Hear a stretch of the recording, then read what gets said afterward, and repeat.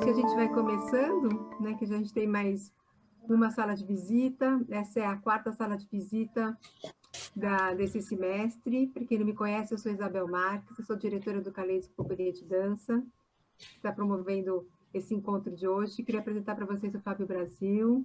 Olá. Que é diretora da companhia, a Bruna Mondec. Oiê, A tudo Bruna é a mulher bem? do print. Eu sou, gente. Se você quiser te dar um print agora, tá ótimo. Todo mundo Nossa, eu tá amei, vendo. Bel, obrigada. Eu nunca sei a hora de fazer isso, e aí hoje você Agora eu acho que já arrasou. posso todo mundo aqui. Na última sala de visita a gente acerta. Vamos lá, então, Então, gente. São 2 prints, tá? Então, primeiro print, sorriam. Quem tiver fechado puder abrir é legal. O primeiro foi. Só um momentinho. Segunda tela. Exatamente. Espera que a gente tem que passar o print para outro lado. Segunda tela, sorrindo todo mundo. Prontinho, gente. Obrigada. Obrigada. Também está com a gente aqui o Ricardo Mesquita, também artista docente do Caleidos. Boa noite, gente. Deixa eu aproveitar esse espaço. Pessoal novo que mandou mensagem para mim quando eu já tinha as inscrições acabado, eu vou mandar aqui no chat e vou também mandar lá no grupo que eu inseri vocês. O formulário que a gente abriu de novo, se vocês puderem preencher agora, nesse primeiro momento, para não esquecer, é rapidinho. Então, eu vou mandar aqui rapidinho, tá? Obrigado. Então, esse formulário é bacana, deixa eu falar por quê. A Nicole já entrou também? Falta apresentar a Nicole. Nicole, eu aceitei Quando a Nicole... Nicole. Chegando. Então, tá bom. Em algum lugar desse universo. Sim, então, tá bom. eu estou chegando. Ok, então tá bom, Nicole. Legal. Então, assim, para quem está chegando e não fez as outras salas de visita, né? A sala de visita é uma ação do Caleidos Companhia de Dança dentro da Lei de Fomento, né? Então, esse projeto ele foi contemplado pela Lei de Fomento à Dança, né? No que é 27º edital do Programa Municipal de Fomento à Dança para a cidade de São Paulo. A gente tem que falar tudo, não é? Porque... E essa questão do formulário é justamente essa, né? Como a gente está com verba pública, é bacana, a gente tem que fazer 1000 relatórios, e é bacana dizer, né, que nós estamos com mais de 46 pessoas. Então, a gente fica muito feliz com isso, e é bacana pôr um relatório para eles perceberem que essa verba é importante, que está contemplando muita gente. Então, quem chegou depois, a gente pede para preencher mais por essa questão, e lógico, para a gente ficar também com o cadastro de vocês para os próximos eventos, se vocês quiserem participar, né? Então, o que foi a sala de visita, né? A gente teve, durante o semestre, essa é a quarta sala de visita. Então, a gente já teve 3, né? Uma com o Marcelo e o Felipe, que estão aqui, Marcelo Sênio e Felipe Marcena, que estão aqui também, que foi da Companhia Etc. de Pernambuco. A segunda sala foi com o Marcelo Soler, que está aqui também, sobre teatro documentário. A terceira foi com Wesley Lins, que está inscrito e deve estar chegando, correndo aí, quando ele entrar eu apresento, né? Que foi trabalhou um pouquinho com a gente o Teatro do Oprimido, né? E hoje eu tenho o grande prazer, assim, de apresentar ou reapresentar, né, Maurício? Acho que você conhece todo mundo que está aqui, todo mundo te conhece, né? Pelo menos você esteve tão presente em todos os nossos cursos e as nossas ações durante o semestre, né? E vou deixar para ele falar um pouquinho de o longo currículo dele, que é um currículo maravilhoso, mas acho que, como todos os outros, a gente tem um currículo afetivo, né? Que a gente conheceu o Maurício, ele foi professor da Ana Cândida, da nossa filha, quando ela tinha, 8 anos, Maurício? Acho que ela tinha 10 já. Foi 2015. Foi 2015.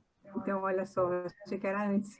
Né, que o Maurício foi professor da Ana na USP, num ateliê, né, de artes visuais, e a gente se conheceu, já se gostou desde lá, admiramos muito o trabalho do Maurício.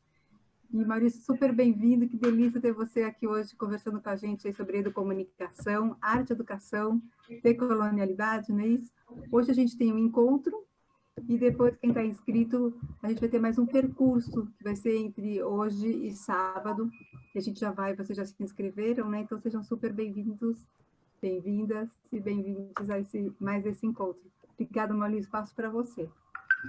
Obrigado, Bel, obrigado, Fábio, Bru, Ricardo, Nicole, vocês da Caleidos, assim, que estão dando todo esse suporte para poder estar aqui, né? Hoje, para poder falar um pouco sobre educomunicação, arte e educação, decolonialidade, todo esse monte de ideias e coisas que tem girado aí no meu fluxo de trabalho, no meu fluxo de pensamento, né? Quero agradecer a cada um e cada uma de vocês que veio também, que topou estar aqui nesse encontro de hoje, né, nesse momento. Né, já estamos chegando no final do ano, né, a gente já está todo mundo cansado, aquele momento onde quem é professor, professora está fazendo relatório para terminar relatório, fechar diário, ou quem é está fazendo mestrado, doutorado, etc., está também entregando os relatórios de final de ano. Então, esse ano, que é um ano 2020, um ano pandêmico, que todo mundo fez tão pouca coisa no sentido de sair, mas fez tão muitas coisas no sentido de viver dentro da internet, né? Viver na telinha. Então, é realmente de agradecer que vocês estejam com esse fôlego para estar aqui, para me ouvir um pouco das minhas experiências, né? E, claro, tem uma troca, né? A gente vai ter esse momento aqui, que esse momento é um momento de encontro, onde a história aqui, nessa conversa dessa sala de visita, nesse momento de encontro, eu falo um pouco das minhas experiências e das minhas ideias, e aí nós vamos ter ali amanhã, né, na sexta-feira e no sábado, o percurso onde a gente vai aprofundar algumas coisas, ter umas experiências mais práticas em relação aos processos que eu venho pensado, né, de arte, educação e educomunicação e etc. Então, eu sei que nem todo mundo aqui que está aqui hoje vai poder estar no percurso, né? Eu sei que também por conta das agendas isso é meio difícil, mas quem estiver vai poder experienciar um pouco do meu processo das práticas, inclusive para pensar para 2021, né? E claro, quem não puder estar no percurso, né, entre hoje e amanhã, no ano que vem vamos ter aí algumas continuações dos processos, né? Então, no ano que vem, em 2021, a gente vai trabalhar em cima dessa minha perspectiva de arte, educação e comunicação, porque eu continuo sendo residente aqui nesse projeto, né? Claro, se a Isabel, o Fábio, a Bruna, o Ricardo e a Nicole não me expulsarem depois dessa semana, né? Vai saber, de repente, né? Mas eu vou tentar ser bem legalzinho para poder estar aí com vocês no ano que vem também, e a gente poder, com vacina ou sem vacina, a gente poder se encontrar, tá bom, gente? Então é isso, eu agradeço. Acho que a gente eu vou compartilhar aqui minha tela para a gente poder iniciar, para vocês não ficarem vendo esse meu rosto, essa minha cara cheia o tempo todo aí. Vamos lá. Bom, hoje, né, é um novo dia, um novo tempo, ou etc., que é... Nossa, eu, né, lembrei do negócio do final de ano da Globo agora. Hoje é um novo dia, um novo tempo que começou. Coisas que a gente sabe que está chegando no final do ano, né? Quando esse tipo de coisa é que indica que está chegando no final do ano. Bom, dia 10, né? Dia 10 de dezembro. Chegamos ao dia 10 de dezembro. Né? Quem disse que quando virou o ano, a gente ia chegar no dia 10 de dezembro nessas condições, né? Eu escutei uma piada no rádio essa semana de que, sabe aquela roupa que você passou o ano novo, o Réveillon, do dia 31 para o dia 1º, dia 31 de dezembro para o dia 1º, sabe o que você faz com aquela roupa? Taca fogo. Por que aconteceu? Você usou essa roupa para dar sorte, para trazer amor, etc. e tal, veio o quê? Uma pandemia. Veio um coronavírus. E com o coronavírus, e mesmo assim, positivado aqui coronavírus, a gente vai tocar essa conversa de hoje. Vamos lá. Né? Uma coisa que eu quero trazer, né, na nossa efeméride do dia é que hoje, 10 de dezembro, e também 10 de dezembro, há 72 anos atrás, a ONU adotava e proclamava a Declaração Universal dos Direitos Humanos, ou seja, nós temos esse documento há 72 anos. E eu achei muito interessante porque no dia 24 de junho, eu estive aqui também a convite da Caleidos, né? O pessoal me convidou para falar sobre os direitos humanos e eu trouxe uma conversa sobre quem tem direito aos direitos humanos, né? Tá lá, tá no site da Caleidos, quem quiser assistir pode assistir, tá? Acho que foi uma conversa bem interessante, isso me gerou várias reflexões, inclusive foi ótimo ter estado aqui com vocês. Mas aí, por um acaso, eu abro a minha sala de visita também sendo o dia da Declaração Universal dos Direitos Humanos. Achei uma efeméride interessante, então vale a gente pensar um pouco sobre isso e retomar essa questão dos direitos humanos. Bom, eu vou falar de educomunicação e arte-educação, né? Já está falado. Eu sou aqui um residente convidado aqui. A ideia nessa sala de visita, nesse projeto, eu como residente, ter algumas propostas, dividir um pouco da minha experiência com vocês e provocar vocês que estão participando também a pensar meus processos artísticos, meus processos teóricos, meus processos práticos, etc., para a gente construir junto algumas coisas. E a ideia vai ser essa, o fluxo vai ser esse. Bom, temos aqui hoje um encontro, que eu vou falar de arte, educação e educomunicação, e o percurso vai ser o Construindo Ecossistemas Educomunicativos. Maurício, mas eu não faço ideia do que são os ecossistemas educomunicativos. Eu fiz a inscrição para o curso, para o percurso, etc. e tal, só porque a Isabel me mandou e eu gosto muito da Isabel. Porque, na verdade, eu não faço ideia do que você vai falar. Bom, eu vou falar um pouco sobre isso hoje, sobre os ecossistemas educomunicativos, porque eu vou falar de educomunicação e de arte e educação. Então, se você tiver aquela vontade de fugir do percurso, eu peço, tenha paciência. Mas a gente não pode obrigar ninguém, né? Mas tudo bem, a gente vai experienciar esses ecossistemas educomunicativos, né? Essa construção desses ecossistemas educomunicativos a partir do percurso. Mas vamos lá, segura aí. Hoje eu tenho 3 partes na minha fala de hoje. Na primeira parte, eu falo um pouco das bases teóricas que surgiram a partir de experiências minhas. Então, vai ser um momento mais teórico, um momento mais o que é educomunicação, porque é uma coisa que eu, acessando até as inscrições, né, a tabela de inscrições, o formulário de inscrições de vocês, tinha lá algumas pessoas querendo entender um pouco mais sobre educomunicação, um pouco mais sobre arte e educação, um pouco mais sobre o que é arte e educação, e educomunicação tem a ver com decolonialidade. Então, eu achei interessante, a partir dessa demanda que vocês trouxeram, trazer um pouco essas bases teóricas, né? Para a gente poder, partir daí, trabalhar um pouco as experiências que surgiram a partir dessas bases teóricas, e também, depois, a gente pode começar a criar experiências e teorias que poderão surgir a partir das nossas experiências e teorias. Ah, Maurício, você escreveu errado isso aí. Não, não escrevi errado, não. Isso é muito bem pensado.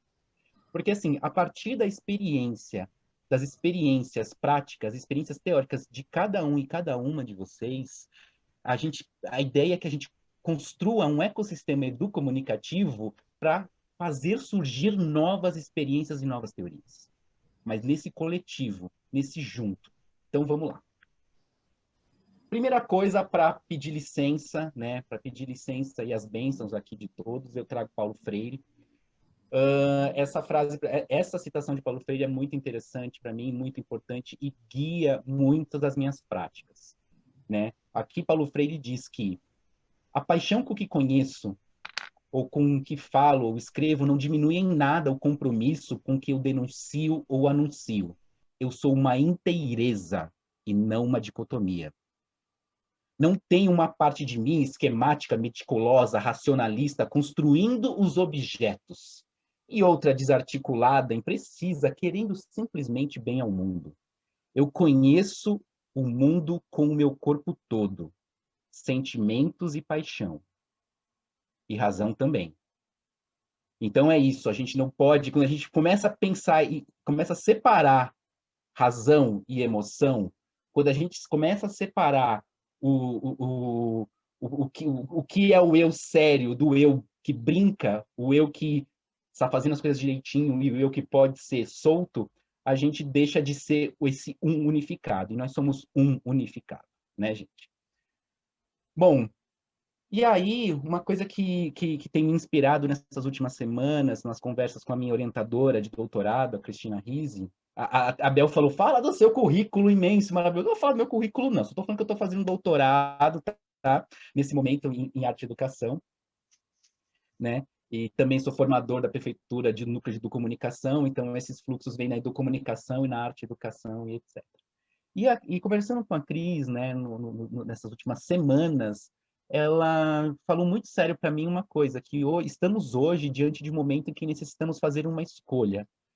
Qual é o modelo de sociedade e de educação que queremos? É uma pergunta que cada um e cada uma nós temos que nos fazer, né? Qual é o modelo de sociedade e educação que queremos? Porque se a gente quer uma sociedade para desenvolvimento, que tipo de desenvolvimento a gente quer? A gente quer o desenvolvimento econômico? Ou a gente quer o desenvolvimento social? Ou quer o desenvolvimento cultural? Que tipo de desenvolvimento a gente quer?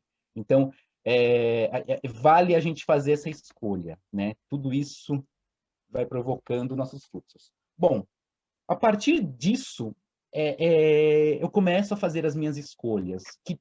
O que mexe comigo e o que faz com que eu caminhe pelos meus processos, né? Bom, pensando em educomunicação, que é uma escolha minha, um fluxo meu, a educomunicação, ela é um conceito, uma prática, um paradigma, né? Aí trazendo a academia, mas é um paradigma, é uma coisa que relaciona a comunicação e a educação. Mas não é só a educomunicação que relaciona a comunicação e a educação. Há outras teorias no mundo que fazem isso, né? Só que assim, a gente tem uma divisão ali. Algumas teorias trabalham muito na questão da mídia. O media education, o media literacy, a educação midiática, né? A alfabetização midiática informacional. Esses conceitos, essas teorias trabalham a partir da mídia, né? Do aprender a fazer mídia, do ler criticamente a mídia, né? O mídia, meios de comunicação, né? Fazer meios de comunicação, produzir meios de comunicação, seja na escola, seja na educação formal, na educação não formal, ensinar as crianças a olhar para uma determinada produção televisiva e não serem manipuladas. Tudo isso está dentro desses conceitos que tem como a mídia como ponto central. A educomunicação, ela não vai necessariamente a partir da mídia. Ela faz uso da mídia, sim, faz uso dos meios de comunicação, sim, mas ela entende os meios de comunicação mais como ferramenta, mais como meio mesmo para algo. Porque a educomunicação tem ponto central a comunicação. Essa é a quebra entre media education, media literacy, alfabetização midiática, educação, né, educação midiática e a educomunicação. Esses conceitos que estão na parte de cima são todos voltados para os meios de comunicação, para analisar, produzir, etc. A educomunicação pensa a comunicação. E isso é muito diferente. Isso é muito diferente. Porque você não tem como ponto central do seu processo o meio de comunicação. Você tem o meio de comunicação como meio, que é ele, que é, né? Então, mas assim, Maurício, mas na educomunicação, eu li ali um pouco sobre a educomunicação quando eu fiz a minha inscrição, porque eu não tinha muito ideia do que era educomunicação. Ô, Maurício, eu já sou seu colega ali do núcleo de educomunicação, então eu sei que você lá no núcleo de educomunicação na prefeitura, você fala um pouco sobre fotografia. Pois é. Então, na educomunicação, a gente também trabalha com aprender a ler a mídia, aprender a fazer mídia, fazer produtos midiáticos educativos. Sim, na educomunicação a gente também faz isso, né? Tá. Então, qual é a novidade? Se na educomunicação também a gente faz isso, qual é a novidade? Onde é que está a perspectiva de quebra aí em relação à comunicação, né? É que na educomunicação, a gente além de trabalhar com aprender a fazer, aprender a ler, fazer produtos educativos comunicacionais, midiáticos, a gente também se preocupa como a comunicação pode elaborar, uma melhor comunicação pode desenvolver processos de uma nova sociedade. E aí eu chamo o professor Ismar de Oliveira Soares, que é um dos principais desenvolvedores, sistematizadores do conceito de comunicação, e eu tenho aqui alguns colegas que também ajudam aqui a desenvolver esse conceito, aqui já vendo na minha telinha que eu estou vendo a Cristiane Parente, a Eliana, a Jurema Brasil também, são pessoas colegas que trabalham com esse conceito de comunicação. Desculpa se eu não vi todo mundo, tá, gente? Eu estou tentando ver aqui minha telinha para paginar. Mas aí eu vou citando aos poucos. E aí, por exemplo, na educomunicação, o professor Ismar fala, olha, como poderiam os sujeitos sociais criar ecossistemas comunicativos que correspondem às suas aspirações para uma nova sociedade? Quando a gente pensa lá atrás, quando aquela provocação da professora Cristina Risi, da gente escolher que tipo de sociedade, que tipo de educação nós queremos, também perpassa um pouco para isso. Como é que a gente pode criar ecossistemas comunicativos que deem conta de uma nova sociedade? E aí, Maurício, o que é ecossistema comunicativo, Maurício? Que coisa é essa? Bom, o ecossistema comunicativo, a gente empresta o conceito do ecossistema que vem da ecologia, né? Ou seja, o que é um ecossistema? Aquele espaço onde os seres, né, os seres vivem ali naquele espaço de forma mais equilibrada ou menos equilibrada, com constantes relações, né, biológicas, relações comunicativas, relações de vida, né? Então, desde a terra, da água, dos animais, dos seres humanos, né, e etc. Tudo que está em volta dentro desse processo de um ecossistema ecológico e etc. E essas coisas também se comunicam. Mas como a gente fala de comunicação para ser uma perspectiva mais de comunicação, então, dentro do meu processo de comunicação, como é que eu posso desenvolver melhor o ecossistema? Ou seja, qual é o meu ecossistema comunicativo? E é a pergunta que eu faço para cada um e cada uma de vocês. Com quem que vocês se comunicam em geral? Vocês se comunicam com quem é professor e professora, se comunicam com a escola, com as e os estudantes, se comunica ali com coordenadores e diretoras de escola, se comunica com a comunidade, né? Então, existe um processo de comunicação. Você, com seus vizinhos e vizinhas, como é que você se comunica? Como é que você se comunica na sua comunidade? Como é que você se comunica com seus filhos e filhas? Como é que você se comunica com seus amigos? Então, como é que é essa relação de comunicação com cada uma dessas pessoas?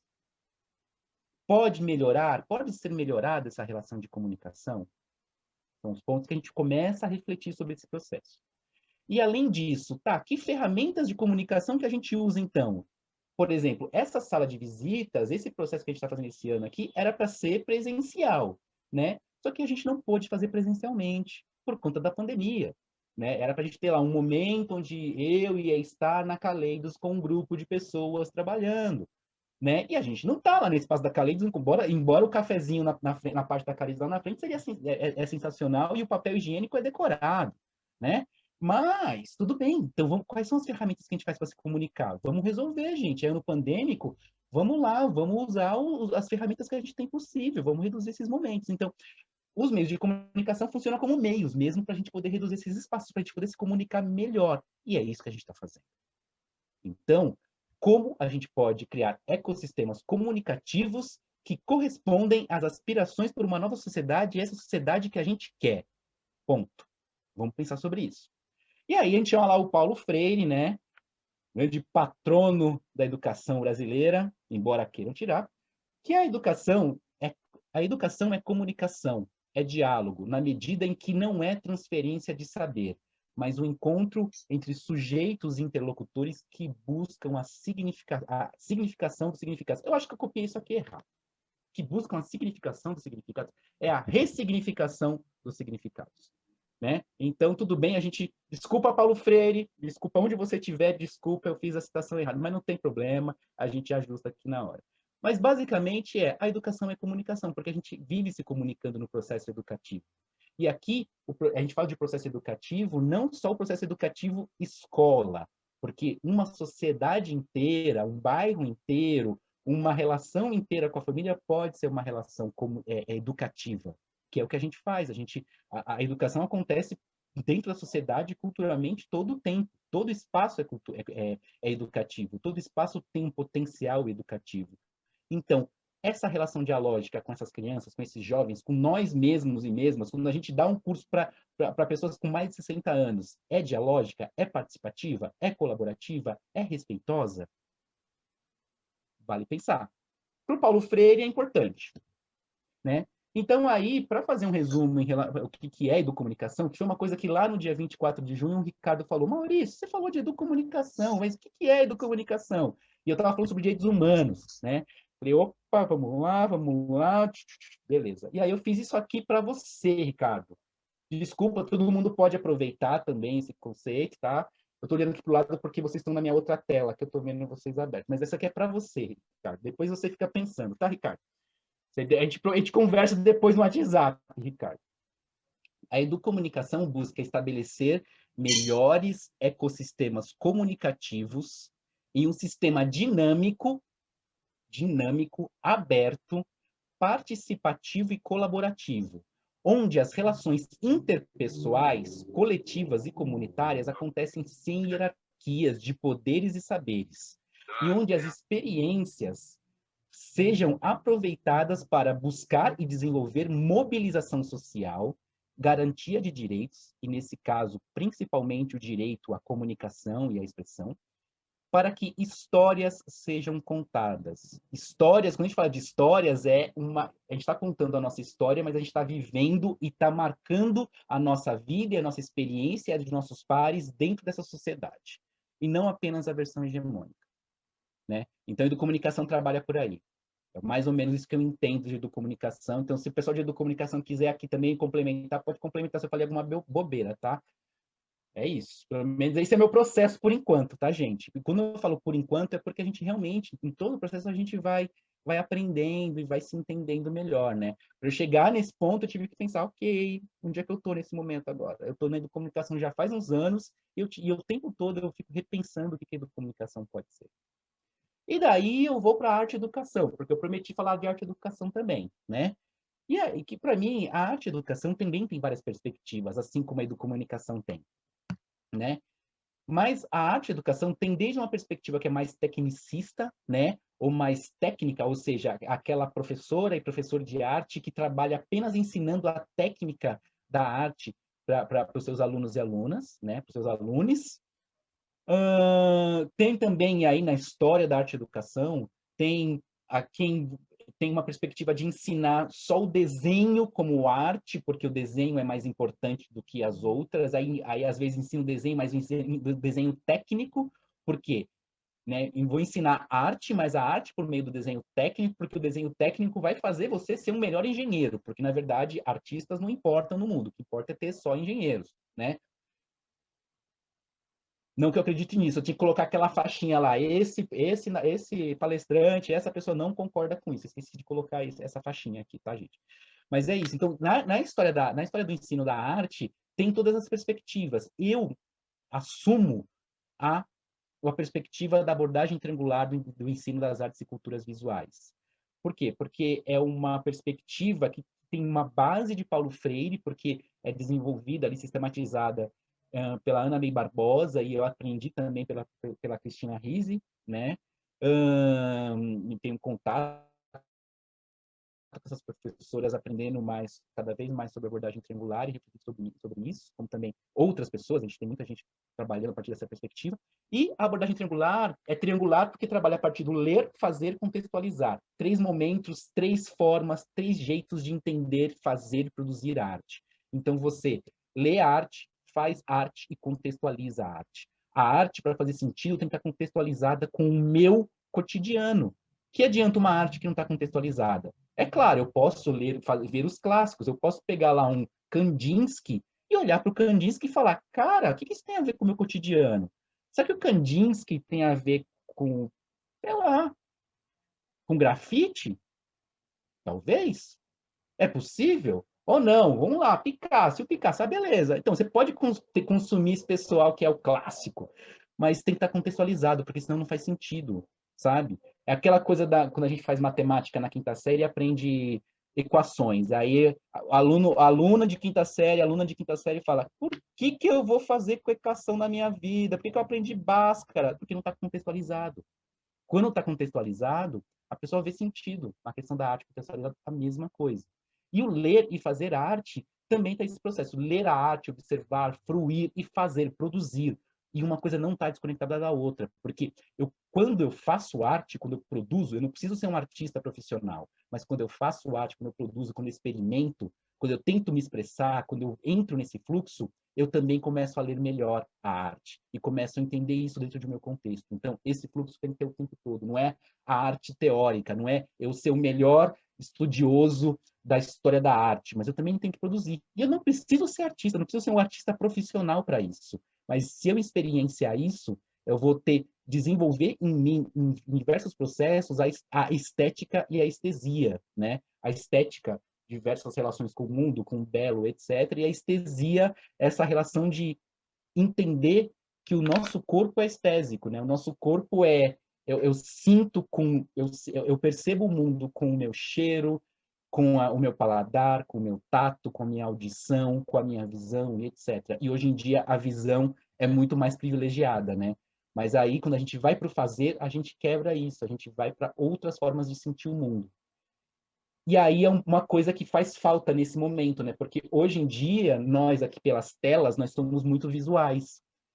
Num encontro físico, A gente tem o tato, a gente tem o cheiro, a gente tem o paladar, a gente sente o cheirinho e o gostinho do café lá da Caleidos lá na frente. Isso marca a gente.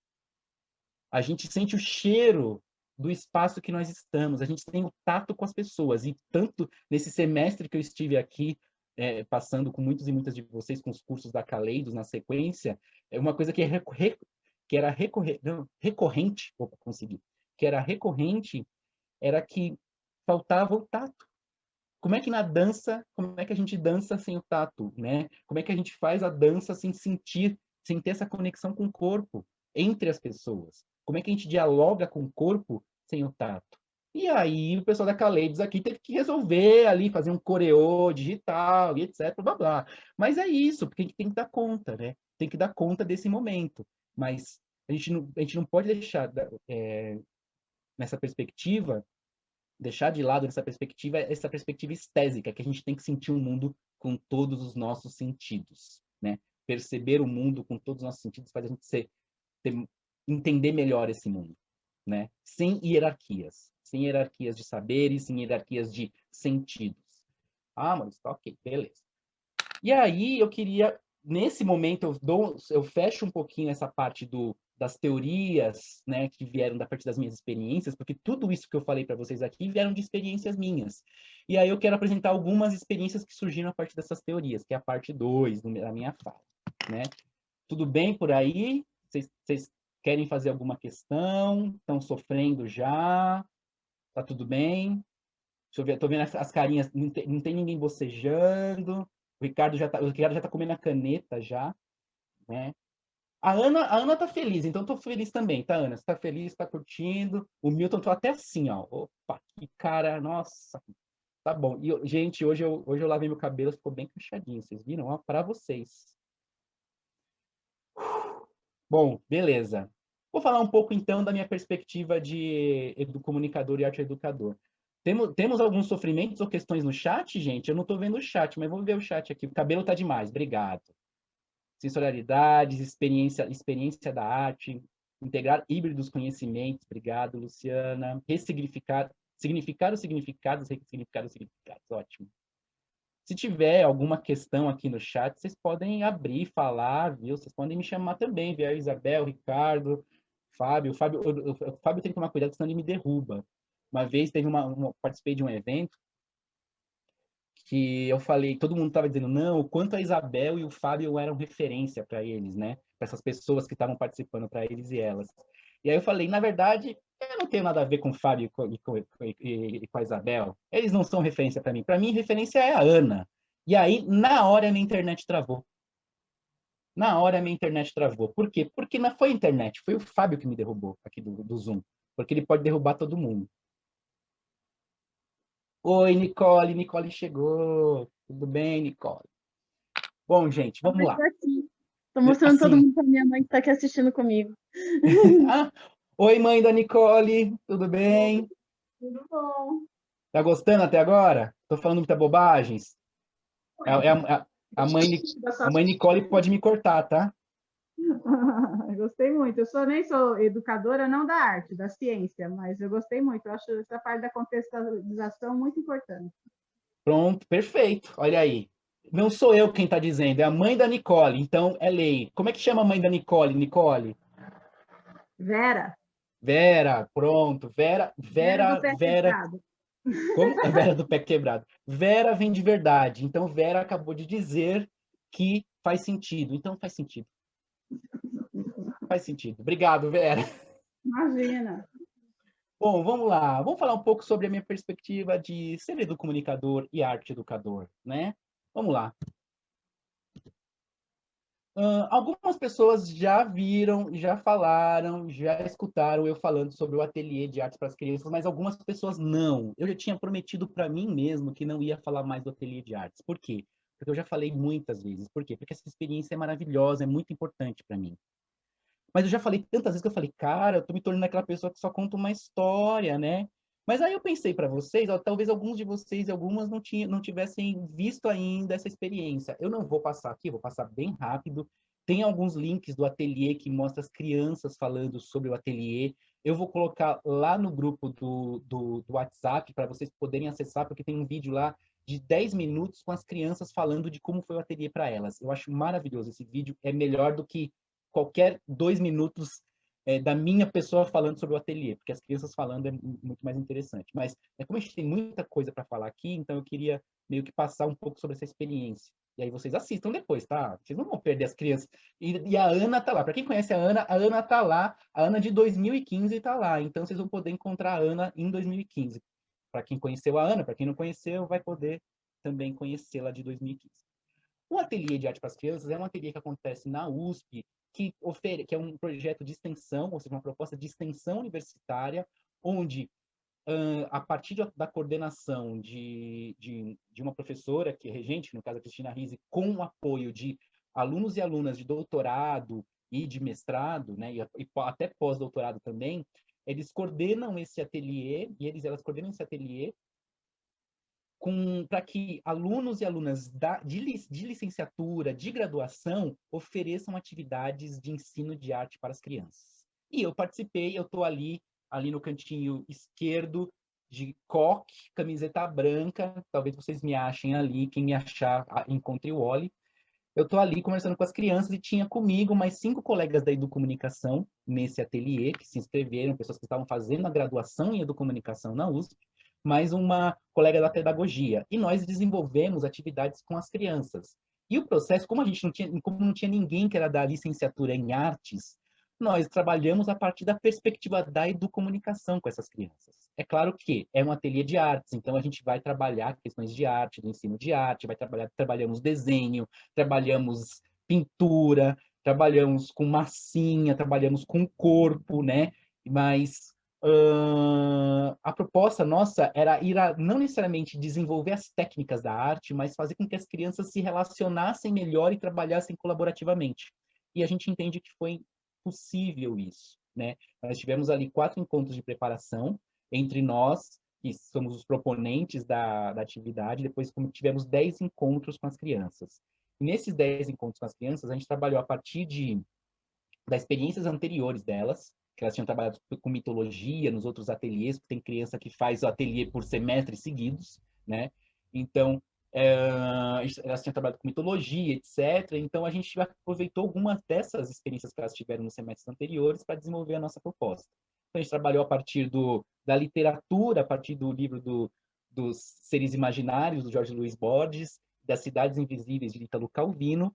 Trabalhou com as crianças, elas desenharam, pintaram, desenvolveram seres, e aí a gente pediu para elas construírem os próprios seres imaginários. Então, elas criaram histórias para esses seres, desenharam esses seres, entenderam como é que esses seres vocalizavam, se eles tinham superpoderes, como é que eles caminhavam, para daí a gente chegar num ponto onde, né, essas crianças tinham que se transformar nesses próprios seres, ou seja, já que elas criaram um ser imaginário, elas não iam apenas criar o ser, mas iam se transformar nesses seres. Então, se o ser soltava raio, ele tinha que soltar raio. Se o ser tinha uma capa mágica, ele ia ter que ter uma capa mágica. Então, as crianças se transformaram, construíram as roupas e toda a paramentação para a gente poder ir para um momento de fotografia, onde as crianças foram fotografadas com esses poderes mágicos, né? Então, todo esse processo de construção com as crianças levou a isso, onde a gente chegava no estúdio de fotografia,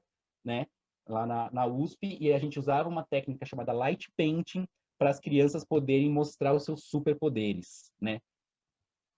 Aqui tem a Ana. Ela tinha todo um poder da água. A Ana trazia todo um poder da água, então ela tinha ali uma varinha onde ela conseguia concentrar esse poder, e aí com esse poder ela conseguia fazer muitas coisas com a água. Ela é meio Yara. Esse aqui é o Yuri, ele era o Hulk fraquinho. Porque é possível ter o Hulk fraquinho. E o Hulk fraquinho, ele é fraco, mas ele também tem poderes.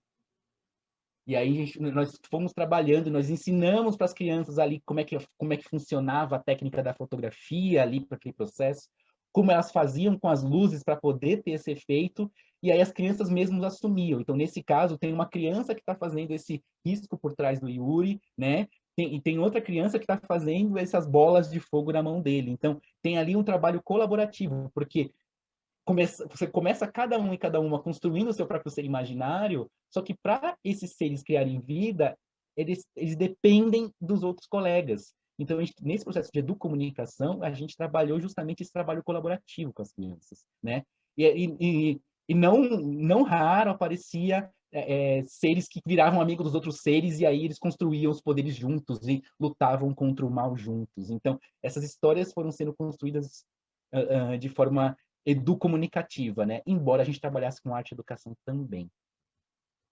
Outra experiência com educomunicação e arte e educação que eu tive foi um processo de mediação de um educativo, de uma exposição que teve em São Paulo de bancos indígenas do Brasil. E são bancos de sentar, banquinhos mesmo, onde muitas etnias brasileiras, né, muitas etnias indígenas brasileiras fazem para, além de usar para banco de sentar, né, banco de descanso, também tem alguns bancos desses que têm a ver com a cosmogonia. Então, essas pinturas, né, esses grafismos que cada banco tem a ver com a cosmogonia, com as histórias, com a criação do mundo, com a criação de cada etnia, né? Então, ali, eles representam uma onça, representam um tamanduá, porque esses animais têm a ver com o que eles são e com o que essas etnias são, né? E aí, eu participei de um grupo de educativo, eu e mais 3 pessoas, nós formamos esse educativo, nós 4 fomos convidados e convidadas para poder fazer parte, criar as ações educativas. E o interessante nesse processo foi que, além da gente criar de forma conjunta, nós tivemos também que criar esse processo de forma conjunta com os artistas e as artistas indígenas que também iam na exposição.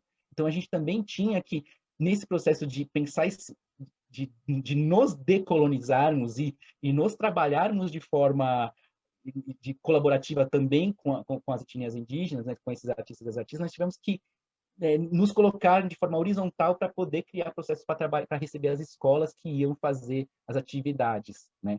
Então, foi um processo que durou ali 2 a 3 meses, 1 mês de preparação e 2 a 3 meses recebendo essas crianças, em maioria crianças de escolas públicas do município de São Paulo.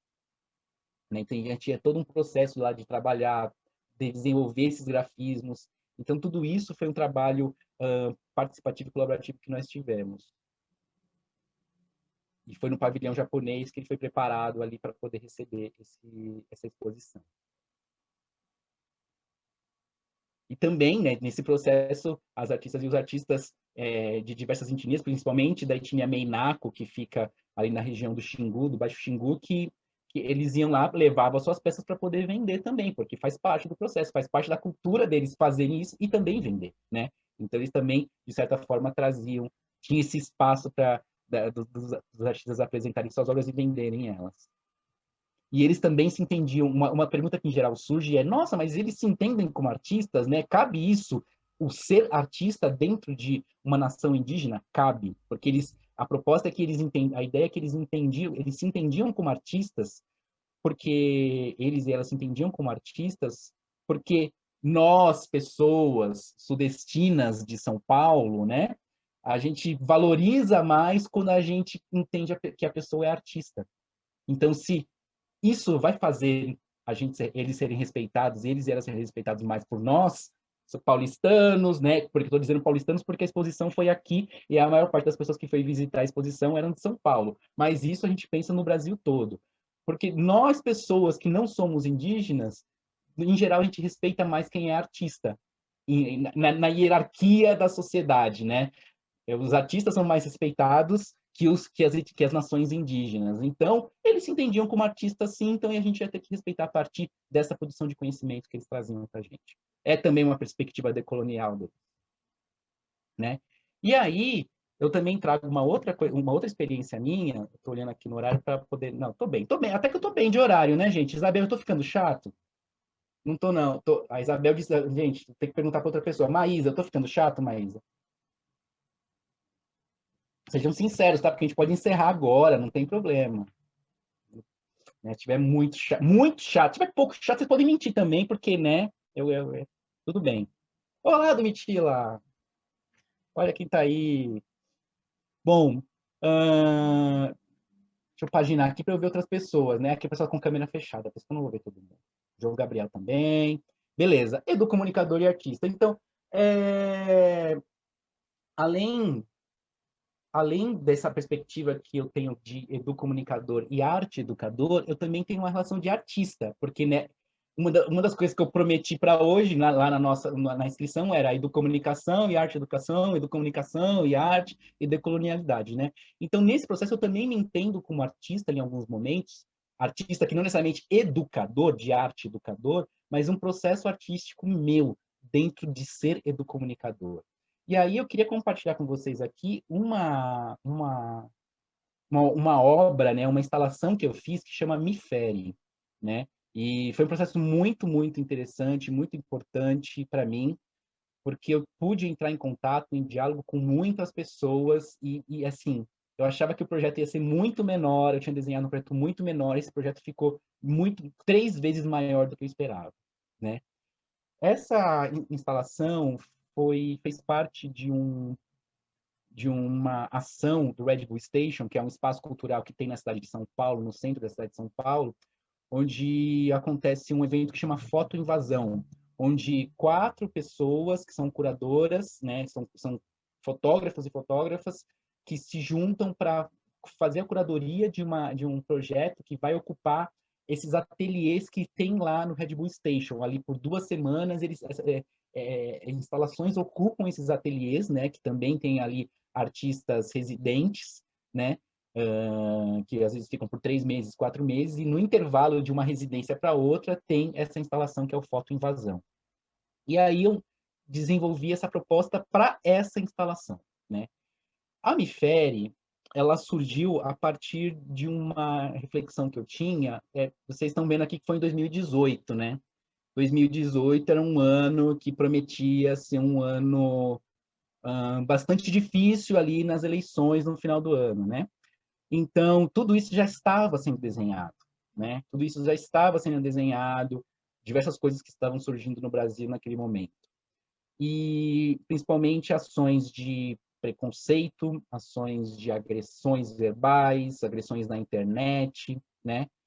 Então, eu desenvolvi essa instalação justamente pensando nesse processo. E aí, a ideia base é que, muitas vezes, as agressões, eu não quero hierarquizar aqui tipo de agressão, mas eu quis falar daquela agressão que é a agressão verbal, que às vezes até é só um comentário que é só um comentário que eu fiz, sabe?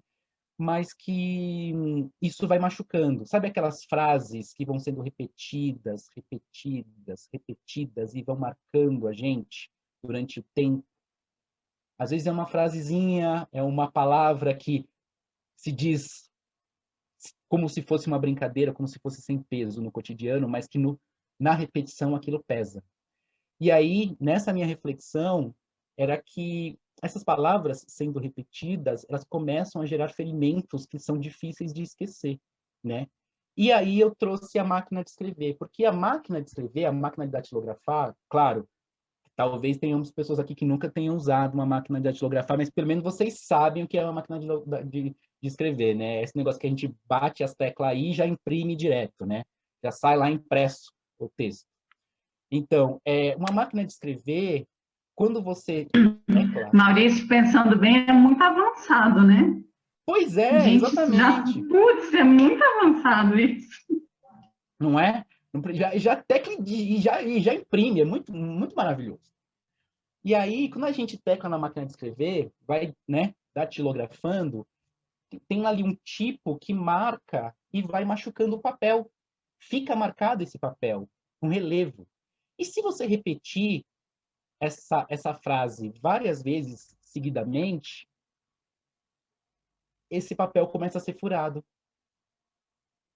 Então, essas frases, essas palavras, repetida,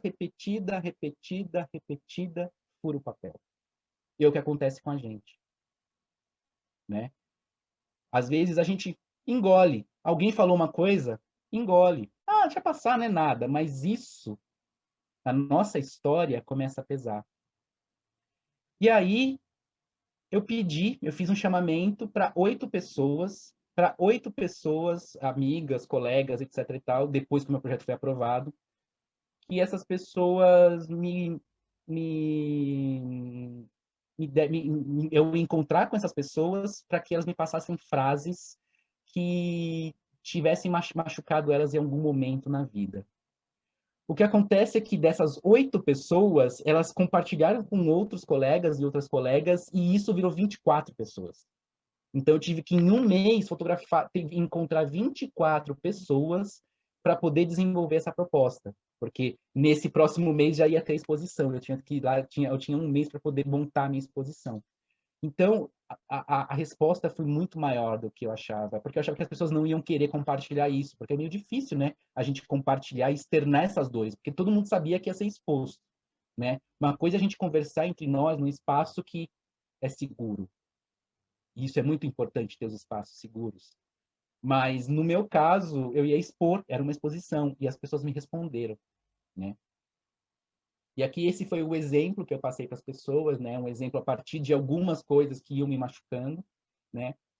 E a ideia da proposta é que, como instalação fotográfica, iam ter fotos espalhadas na parede, ia ter uma mesa, uma máquina de escrever em cima dessa mesa, e eu ia continuar trabalhando nessas fotos, eu como homem hétero, cis, branco, blá, blá, blá, blá, blá, blá, blá, blá, blá, blá, blá, continuando a marcar esses preconceitos.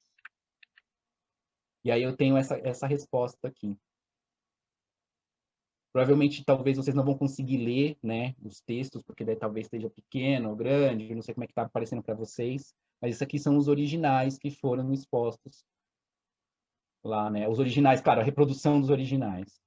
E as frases das pessoas, né? Com cada pessoa que eu passo aqui, não estão todas as pessoas aqui, né? Algumas pessoas, inclusive, eu não apresentam quando eu falo sobre essa proposta, justamente para proteger a imagem delas, porque elas me pediram.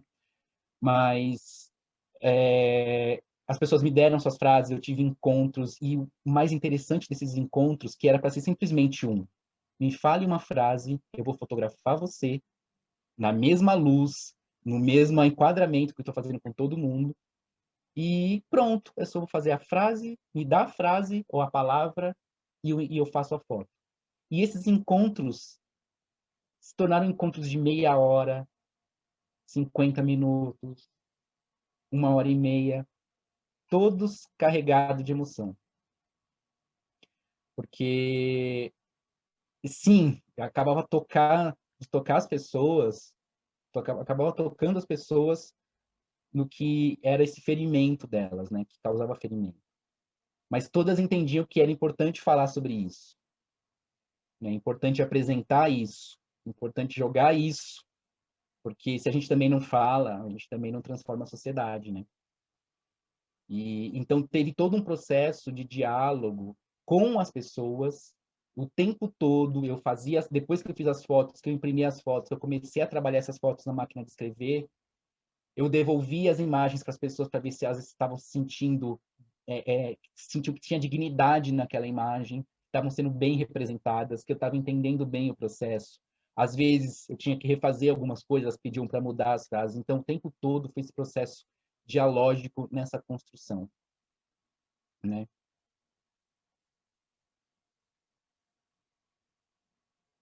Então esse foi o Mifere, né? Foi 2018. Eu já tenho ali uma ideia, uma construção, até de algumas reflexões que eu fui fazendo com essas pessoas depois da exposição, né? De como isso pode virar outras ações, de como isso pode ser feito novamente. E essa foi a instalação. Eu ficava lá trabalhando enquanto as fotos estavam espalhadas na parede e outras fotos eram espalhadas no chão. E era interessante porque eu achei importante deixar uma cadeira vazia do meu lado ali. E muitas vezes as pessoas sentavam nessa cadeira para perguntar, para conversar sobre a exposição, sobre a conversa, sobre o que estava sendo dito ali. E também as pessoas que iam na exposição acabavam me falando alguma frase que tinha machucado. E aí eu tinha lá um bolo de fotos minhas, de retratos meus, e aí eu trabalhava a foto dessa pessoa na minha imagem.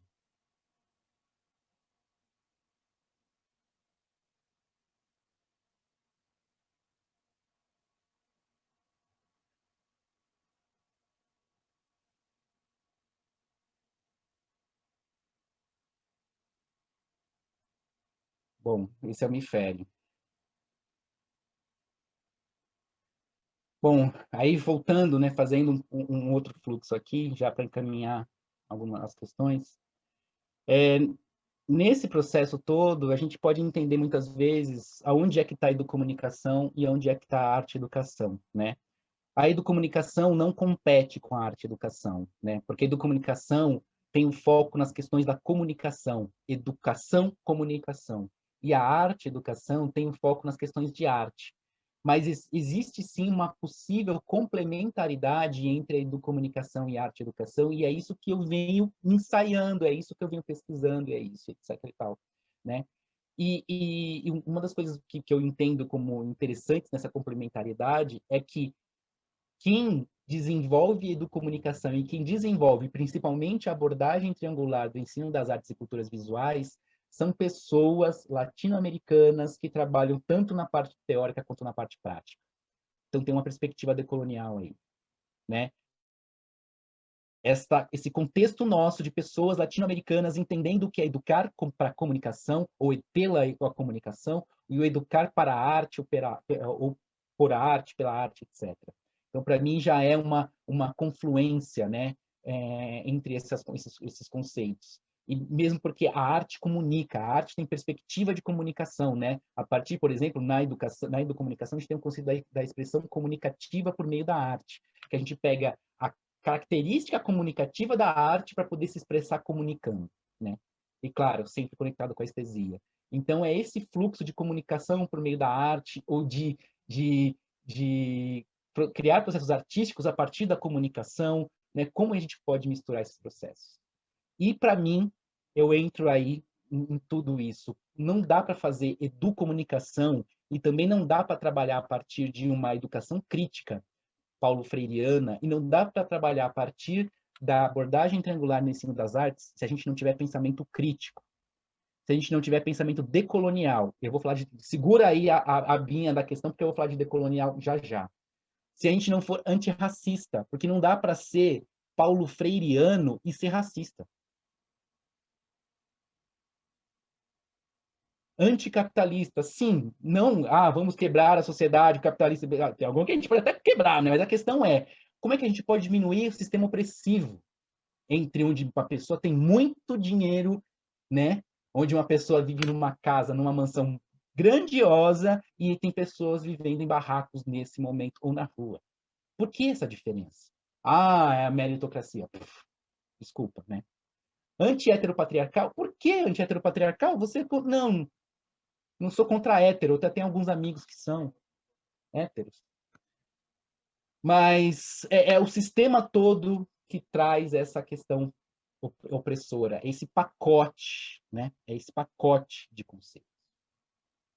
E também ecológico, a gente tem que estar conectado com o nosso meio ambiente.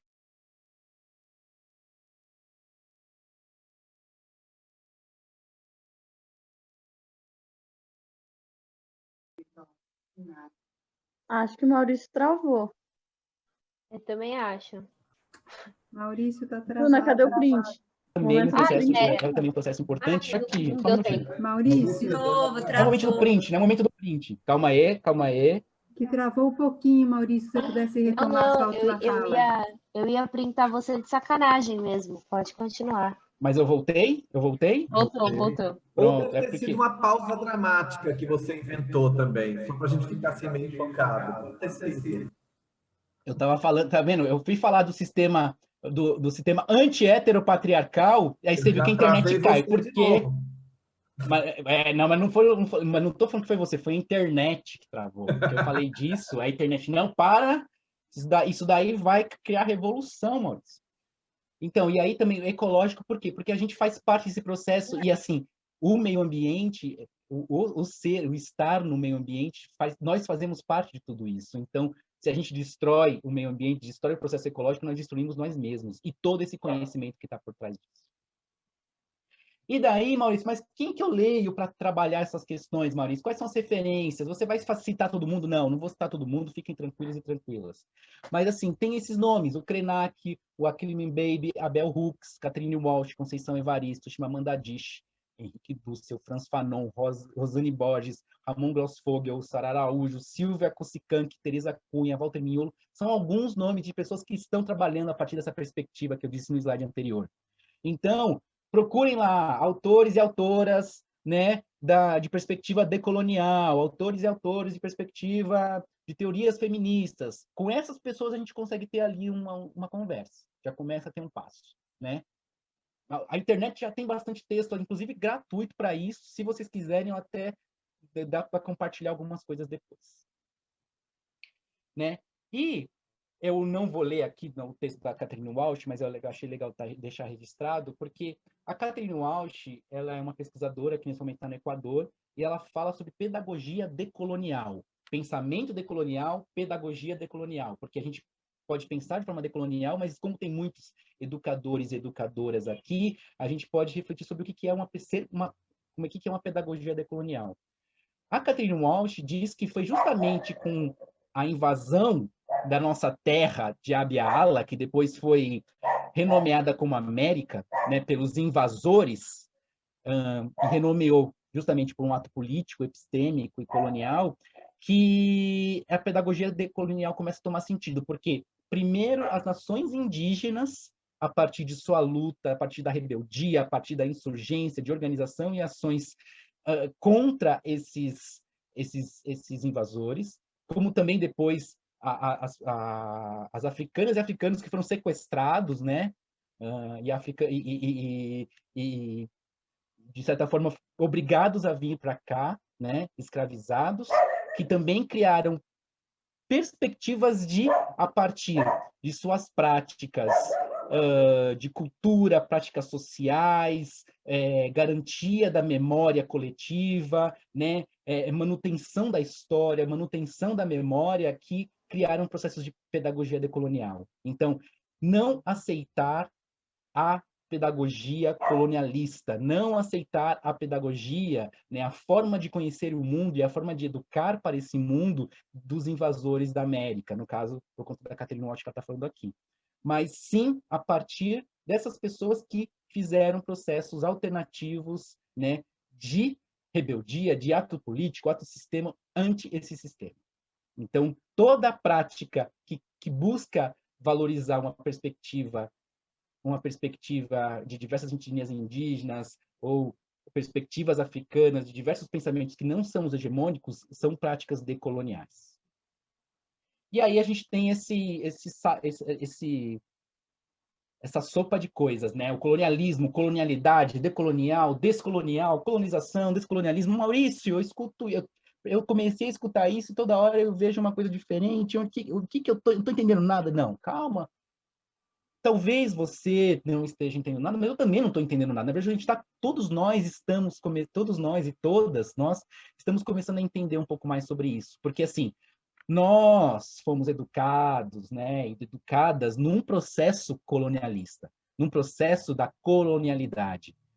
Quem viveu a escola em todos esses anos até agora está marcado por isso, e está marcada por isso, né? Nossos currículos estão marcados por isso. Então, a gente está começando a quebrar, a perceber que existe lá uma lei 10.639 que garante, que obriga que a cultura afro, né, afro-brasileira, africana, todas as formas de conhecer as histórias, seja ensinado na escola.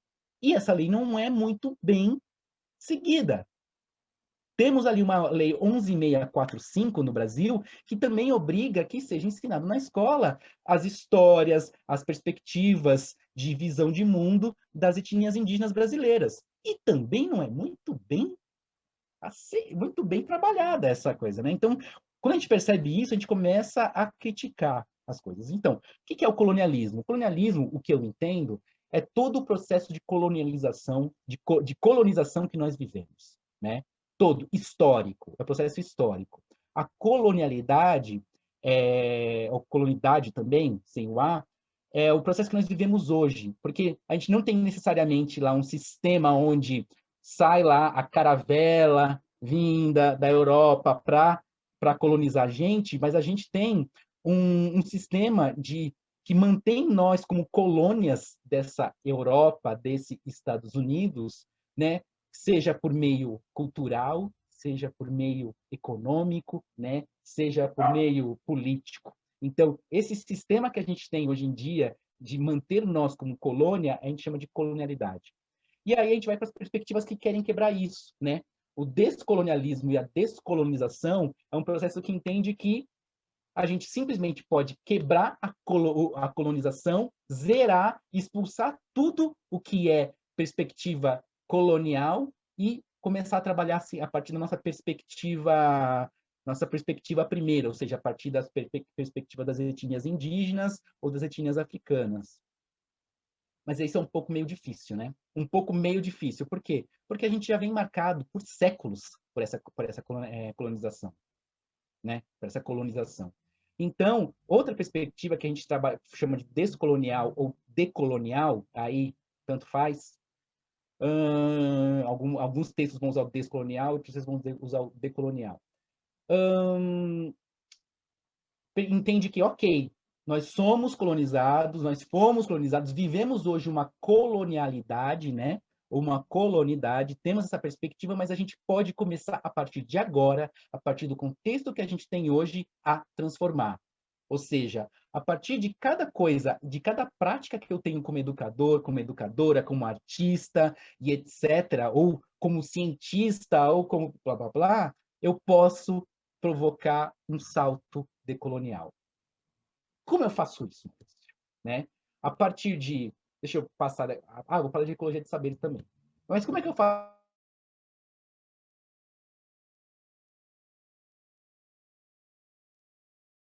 A partir da perspectiva decolonial. Bom, outros conceitos que são importantes são a partir da justiça cognitiva. Eu devo ter travado? Travei? Tô bem? Tô bem. Da justiça cognitiva, ecologia de saberes, buscar outras economias, sociologia de ausências e emergências, tudo isso eu também posso mandar material para vocês no WhatsApp, tá, gente? Mas uma coisa importante que eu quero trazer para vocês é sobre a ecologia de saberes.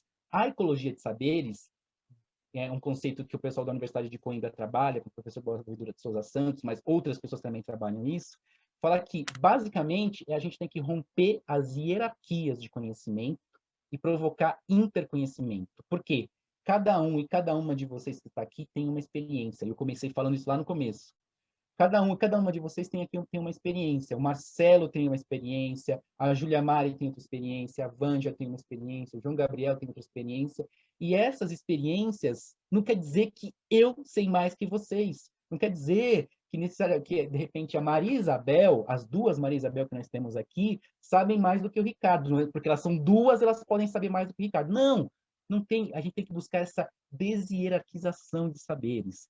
E como é que a gente faz isso? A partir de práticas contra-hegemônicas, ou seja, trabalhar de forma dialógica, tá? Trabalhar de forma onde eu consigo escutar cada uma e cada uma de vocês e a gente pode produzir de forma colaborativa, né? Onde não existe uma bússola que dá o caminho para a gente, mas nós estamos trabalhando com diversas bússolas. Então, cada um e cada uma de vocês tem uma bússola e a gente vai ter que se entender nesse jogo dessas bússolas para criar o nosso caminho coletivo. E também entender que nós somos uma interesse numa dicotomia, como eu falei lá na frente. Nós não podemos nos separar o ser que sinto e o ser que raciocina. E também tem esses conceitos do sentir, pensar e do corazonar, que é exatamente essa conexão entre o pensamento e o sentimento. E também a cuidadania, que eu deixei aqui a cuidadania, porque o meu amigo Milton adorou o conceito de cuidadania, né, Milton? A gente teve várias conversas. O Milton veio desde o Pará, né, Milton? Tá em Belém, né, Milton? E a gente conversando, desde junho, a gente vem conversando sobre cuidadania, e foi um conceito que mexeu bastante com as pessoas, né? Que é esse conceito da cidadania a partir do cuidado, da gente se cuidar como coletivo. Como, dentro de um processo coletivo, eu posso me cuidar e cuidar de cada um e cada uma de vocês, porque nós, dentro de uma comunidade, nós vamos precisar fazer com que esse processo de cuidado ajude com que cada pessoa se transforme numa pessoa melhor. E se precisar, a rede está ali para segurar. Porque o que a gente precisa nesse mundo é ter uma rede. Ainda mais num ano pandêmico, com tudo que está acontecendo aqui no nosso contexto, inclusive político-econômico, etc. A gente precisa de redes, né? Então, esse cuidado eu não posso ter um cuidado sozinho, eu tenho um cuidado coletivo, porque o cuidado coletivo faz com que a gente consiga sobreviver melhor a esse mundo. E também a questão dos tempos. E é uma coisa que aqui a gente tem estudado um pouco com o pessoal da Caleidos, né, a partir do Byung-Chul Han, né, a partir da sociedade do cansaço, quais são os tempos que nós estamos vivendo? Que tempos que nós temos? Por que a gente tem que viver o tempo da correria? Por que a gente tem que viver o tempo do cansaço? Por que a gente tem que viver o tempo do desempenho? Isso faz com que a gente fique doente. E é uma quebra desse tempo, do desgaste, que a gente também tem que pensar nesse processo decolonial, né? E aí eu penso processos de educomunicação e arte-educação a partir disso. E também, nessa relação dialógica, a partir dos afetos, aí, o afeto que afeta eu, afeto você, e também do ato presencial. E o ato presencial é um conceito também muito, muito importante, porque o quanto nós estamos presentes na relação com as pessoas. Porque hoje é assim, né? A gente põe uma coisa acontecendo e vai fazendo outra coisa. A gente conversa com as pessoas vendo o nosso celular, o WhatsApp, conversando com outras. Então, a gente é multitasking, multitarefa. Só que isso diminui a qualidade desse ato presencial. Então, o quanto nós estamos presentes na nossa vida, o quanto nós estamos presentes para a nossa comunidade, qual é a qualidade que eu tenho com os meus amigos e com a minha família e etc. É um ato presencial? Eu estou presente ou eu estou mais ou menos? Se eu estou mais ou menos, provavelmente eu estou respeitando outros tempos e não o tempo que me faz melhor, o tempo que me dá qualidade no viver. E tudo isso a gente está falando por quê? Porque a gente quer melhor qualidade de vida, garantia de direitos, né? Tá, Maurício, você já falou pra caramba, então como é que eu resolvo o mundo, Maurício? Bom, para ser decolonial, dicas para ser decolonial, pelo menos dicas para mim, né? Estou compartilhando o que eu tenho colocado para mim. Busque referências decoloniais, busque referências de pessoas, de artistas, escritores latino-americanos, latino-americanas, africanos, pessoal que não é os europeus brancos, os estadunidenses brancos, ricos, etc.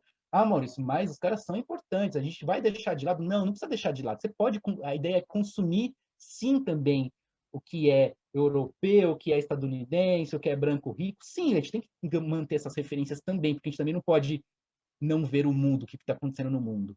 Mas o quanto do nosso consumo está sendo feito por uma escritora negra, o quanto do nosso consumo de arte está sendo feito por um cantor ou uma cantora, por uma artista, o quanto dos nossos textos de teorias, para quem é acadêmico, são textos de autores e autoras latino-americanos.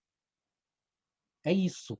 Essa perspectiva começa a gente virar chavezinho, né? Então, consumir arte decolonial, textos decoloniais, participar da comunidade, porque essa participação da comunidade, esse fazer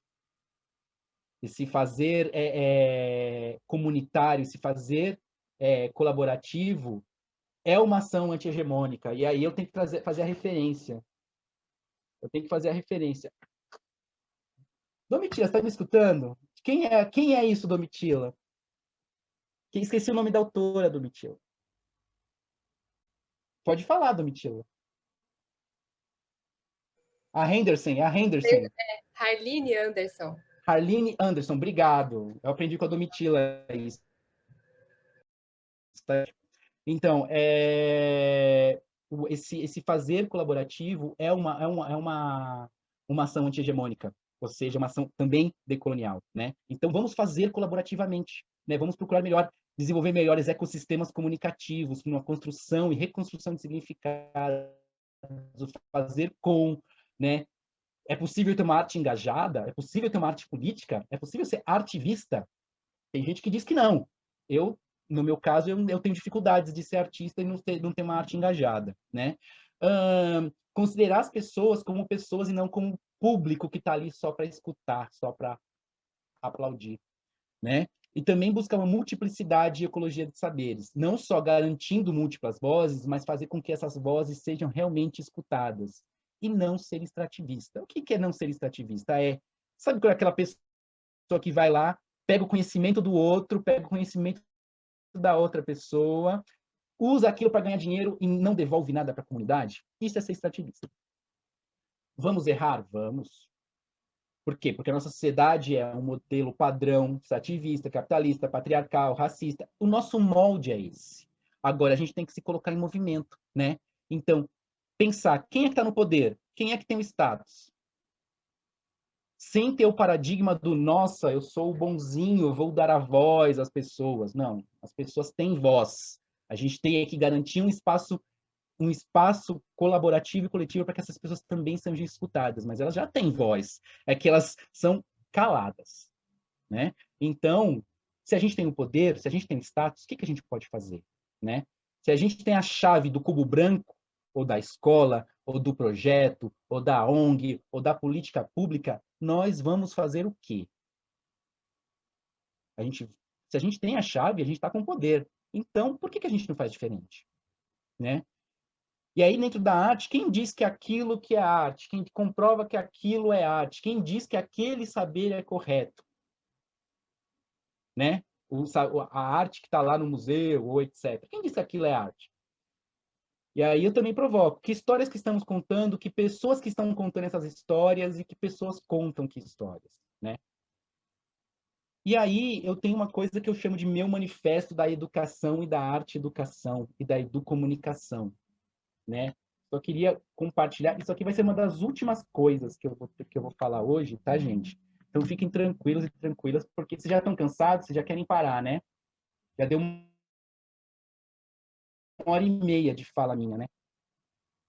A Maria Isabel Muniz disse que não, tá tudo bem. Se a Maria Isabel de Muniz disse que tá tudo bem, né, Maria Isabel? Mas eu tô terminando, tá, gente? Rapidinho. Bom, o que eu chamo de manifesto é uma coisa que eu tenho usado para me guiar ultimamente em relação às minhas práticas, né, de educomunicação. E aí, o que eu quero dizer? Bom, fizeram uma pergunta para mim uma vez sobre qual é o ensino artístico que eu quero. E aí eu pensei, tá, para poder responder isso, eu preciso responder que mundo queremos, né? É claro, isso é uma resposta pessoal, porque o mundo que eu quero pode não ser o mundo que você quer, mas tudo bem. O mundo que eu quero pode ser construído coletivamente e colaborativamente com o seu mundo ideal. A gente vai ter que criar um mundo nosso, de qualquer maneira, né? Então, para mim, o mundo que eu quero, e aí vocês podem me ajudar depois, cada um e cada uma de vocês aqui, o mundo que eu quero é um mundo que seja capaz de obter justiça social e justiça cognitiva, né? Com relações equalitárias, respeito às subjetividades, à diversidade de narrativas. E nesse sentido, o mundo e a educação, considerando que todos os processos de aprendizado culturalmente contextualizados, né, são educação, a gente pode pensar assim, em processos que sejam antirracistas, antimachistas, antipatriarcais, ecologicamente engajados, anti-hegemônicos, anti-epistemicidas, ou seja, anti-assassinatos de modos de conhecer o mundo, né?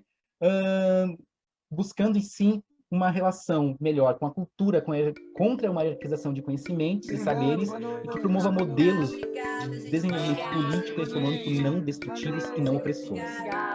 E com isso, a gente pode voltar à questão anterior, né? Que ensino de arte queremos?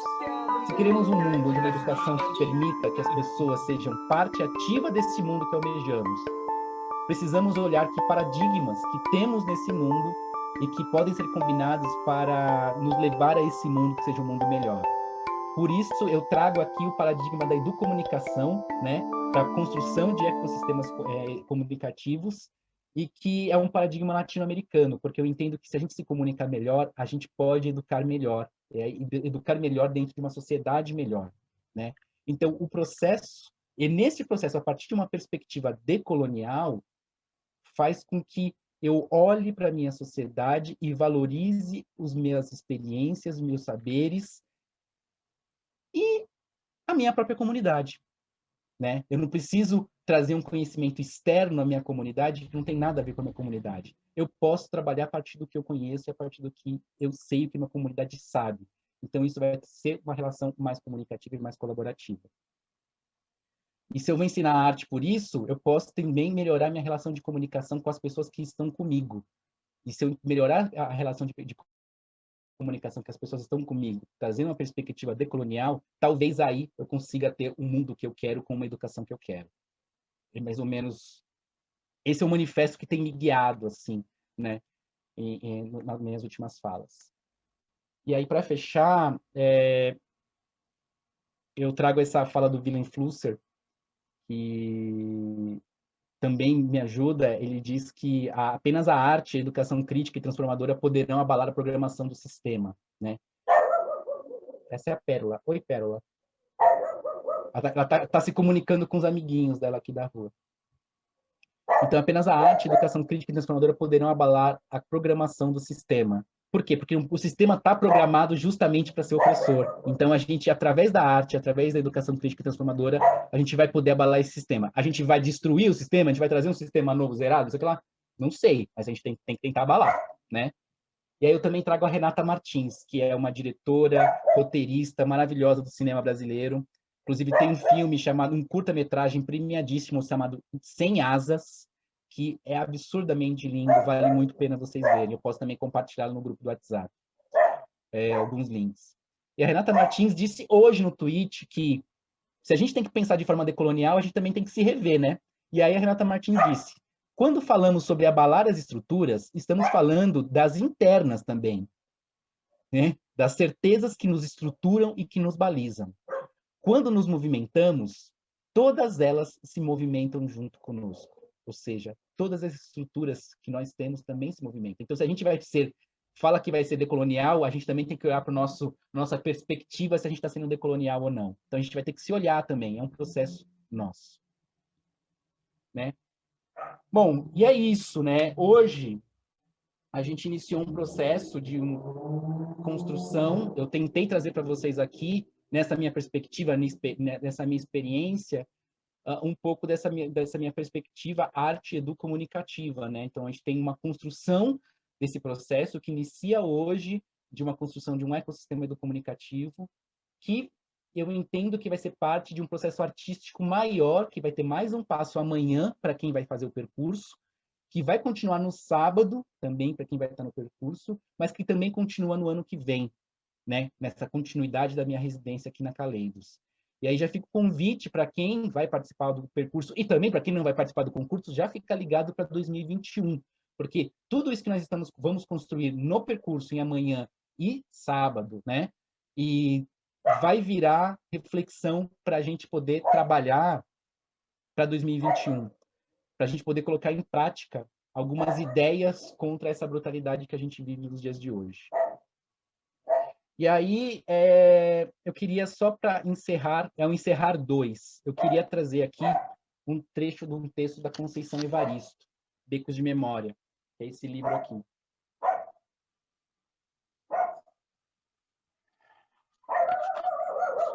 Nossa, Pérola! A Pérola está empolgada. Está querendo participar. Bom,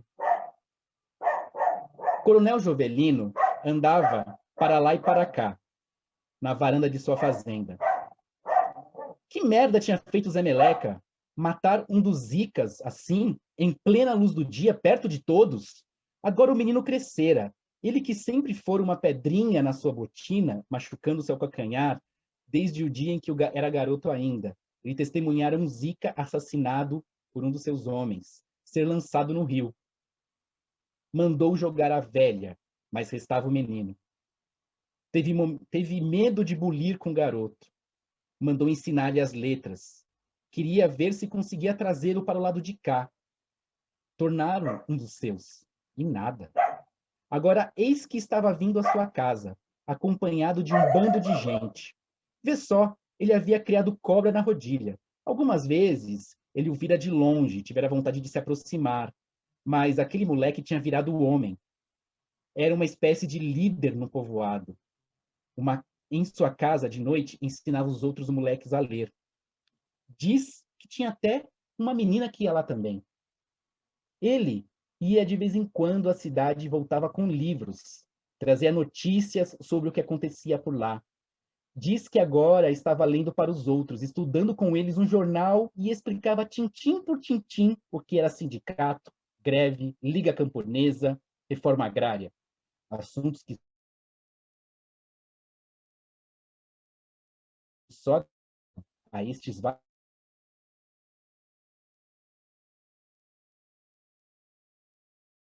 vagabundos que vem tirar o cego da gente. Era o que Pedro das Vicas, sim. Porém, não ali.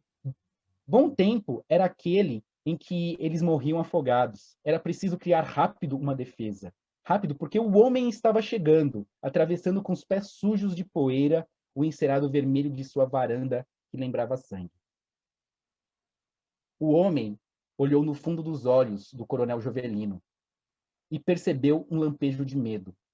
Desviou os olhos, engoliu em seco e deu com a pintura vermelha nas paredes do alpendre. Olhou o chão, também vermelho, e o gosto de sangue veio à boca. Teve um movimento rápido e quase imperceptível com as mãos. Sentiu-se enforcando o coronel e leu o medo. Olhou os irmãos do lado. Olhou os que ficaram lá fora. Bastava um gesto seu e poderiam mandar o coronel e toda a sua família para o inferno. Depois entrariam na casa e tomariam de volta toda a riqueza que era de cada um deles, pois tudo aquilo que estava ali fora construído em cima da pobreza, da miséria de cada um. Olhou a casa do coronel e leu a riqueza, a opulência, o desperdício, o ter muito de poucos e o não ter nada de muitos. Deu um passo à frente, e os outros também. O coronel suava, mas podia ser o calor. Sol, o céu, a terra, os homens pegavam fogo. Pensou rápido. Matamos esse coronel, saqueamos a fazenda, e daí? Outros coronéis existem. Então ele respirou fundo e gritou: Cuidado, coronel! A fome, a miséria, a injustiça, as derrotas que sofremos apenas fortalecem a gente para fazer a virada um dia. O que o coronel tem a dizer sobre o Pedro da Zica? Dessa vez não deu tempo de afogar o coitado? O coronel também respirou fundo e respondeu: Não tenho nada a dizer, essa questão era com os dois, o Pedro e o Zé Meleca. E chamou o bravo capanga, colocando no chamamento o ódio que sentia de todos. Ô Zé Meleca! Zé Meleca veio vindo, lento e assustado. Zé Meleca, fala para eles.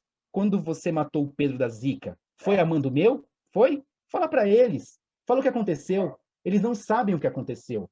Eles não sabem que o Pedro da Zica andava bulindo com a sua mulher. Zé Meleca levantou a cabeça, olhou meio atordoado para o coronel. O homem leu nos olhos, nas feições e no porte do coronel os modos do mando. Em Zé Meleca leu os modos de obediência cega, de puro pavor. O capanga, sem fitar a sua gente, que estava ali, pois ele sabia que era toda a sua gente, tornou a baixar a cabeça e respondeu: Ele bulia com a minha mulher. O ódio que sentia do coronel transferiram para o Zé Meleca, pois sabiam que ele estava mentindo. Ficaram sem saber quem era o mais porco, o coronel ou ele.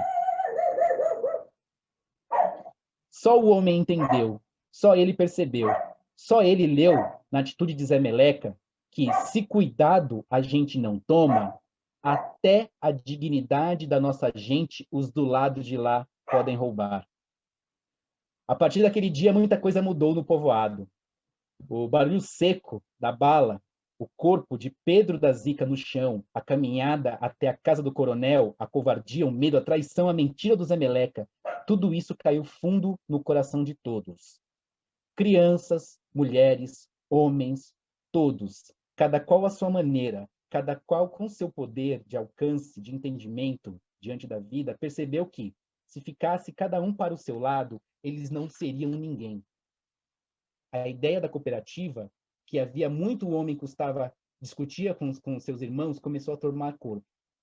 Era cada um cuidando da sua vida, mas cuidando também da vida dos outros. Os que estavam doentes ou velhos e os que não aguentavam plantar, se tinham alguma terra, cediam para os que não dispunham de nenhuma terra. Os novos cuidavam da terra, do alinhamento, do alimento para si e para os que não tinham mais forças para produzir. As colheitas eram vendidas ou trocadas entre os plantadores mesmo, e os excedentes vendidos fora. As mulheres que tinham filhos revezavam entre si a tarefa de olhar as crianças, e assim elas também alternadamente iam trabalhar no cuidado da terra. As crianças maiores se encarregavam de ajudar também os menores, ensinando as letras para quem já sabia. O homem sabia que muita coisa ainda estava para ser feita. Sabia também que o coronel não estava satisfeito e que alguns dos seus empregados haviam percebido que, se cuidassem de sua terrinha, podiam também viver sem o patrão. Outros perceberam que podiam pegar suas colheitas e ir vender diretamente na cidade. Andavam um pouco mais, cansavam-se mais, entretanto, tinham um lucro que era possível. Quando plantavam e vendiam para o coronel, não recebiam quase nada e gastavam tudo no armazém da fazenda. Melhor do que o lucro foi perceberem que, depois de anos e anos a fio, estavam conseguindo eles mesmos dar um novo rumo às suas vidas. Estavam se libertando do cinturão do coronel. A Conceição Evaristo, ela trabalha a partir de um conceito que chama escrevivência. Então, é escrever a partir da vivência, escrever a partir da experiência. E esse trecho é um trecho que também mexe muito, né? E é isso, era o que eu tinha para compartilhar com vocês hoje. Acho que foi bastante tempo, né? Tempo em excesso. Acabei passando um pouquinho, acho que do tempo que era possível, mas acho que amanhã, para quem vai estar fazendo o percurso, a gente vai poder trabalhar algumas questões. Amanhã vai ser um processo bem mais leve, bem mais tranquilo. Fiquem tranquilos e tranquilas. E no sábado também vai ser um processo tranquilo. A gente vai trabalhar em trazer algumas práticas em relação a essas teorias e pensamentos, experiências que eu trouxe para vocês. E é isso, gente. Obrigado. Espero que eu tenha sido um bom tempo aqui de estar com vocês. Maurício, super obrigada pelo compartilhamento. Acho que todo mundo super sensibilizado. Tem um monte de coisa já no chat para você já olhar também para essa continuidade.